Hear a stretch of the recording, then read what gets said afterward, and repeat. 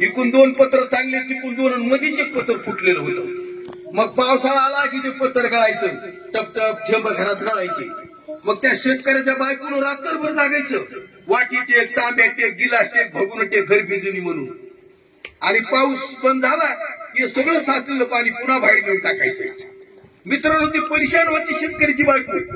तेव्हा आम्ही त्या शेतकऱ्याला भेटलो, म्हणलं काका अहो तुमचं घर गळतं, एक पत्र फुटलेलं मधलं, अहो ते बदला की, तुमची बायको सगळ्या रात जागती ते पाण्यामुळं. ते मला भेटे, तू बी शेतकरी, काय उरतंय रे शेतीमध्ये तुला माहितीये का?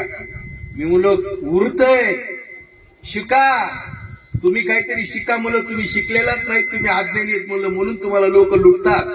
पण या पारडी सारख्या शाळेमध्ये शिकल्यावर कोणाच्या बापाची हिंमत होणार नाही बोलत तुम्हाला लुटायला.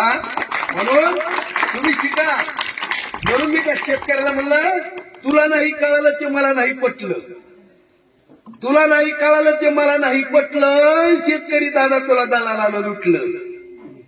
मोठाल्या शहरात साहेबाचे बंगले, खिडकीला काच बघ किती त्याच्या चांगले. मोठाल्या शहरात साहेबाचे बंगले, खिडकीला काच बघ किती त्याच्या चांगले. घरावरलं पत्र तो ह्या जागोजागी फुटलं. शेतकरी दादा तुला दलालानं लुटलं.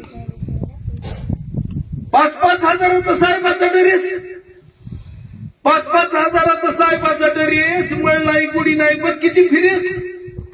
कुजलेलं धोतर तो ह्या गुडघ्यावर फाटलं. शेतकरी दादा तुला दलालानं लुटलं. साहेबाचं जेवण बिअरबार मध्ये असतं, साहेबाचं जेवण बिअरबार मध्ये असतं. बिअर पिऊन चिकन खाऊन साहेब झाला मस्त. भाकरीवर तो ह्या बिन तेलाचं पिठलं. शेतकरी दादा तुला दलालानं लुटलं. साहेबाचं काम फॅन खाली चालतं, साहेबाचं काम फॅन खाली चालतं. परदेशी ती साहेबला घेऊन बोलतं, अंगातलं रक्त तुझ्या अंगात आटलं. शेतकरी दादा तुला दलालानं लुटलं. साहेबाचे लेकरं बघ किती शिकले, शिक्षण घेऊन शाळे झाले, पुढं पुढं धकले. साहेबाचे लेकरं बघ किती शिकले, शिक्षण घेऊन शाळे झाले, पुढं पुढं धकले. तुझं राखतंय गुरु त्याचं नवल तुला वाटलं. शेतकरी दादा तुला दलालानं लुटलं.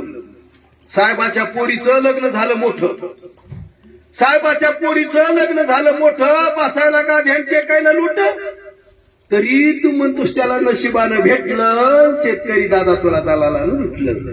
तर मित्रांनो, शिक्षण नसल्यामुळे आता लुटतात आणि मग आपल्या जीवनामध्ये काही अर्थ राहत नाही. म्हणून शिक्षण फार महत्वाचं आहे मित्रांनो.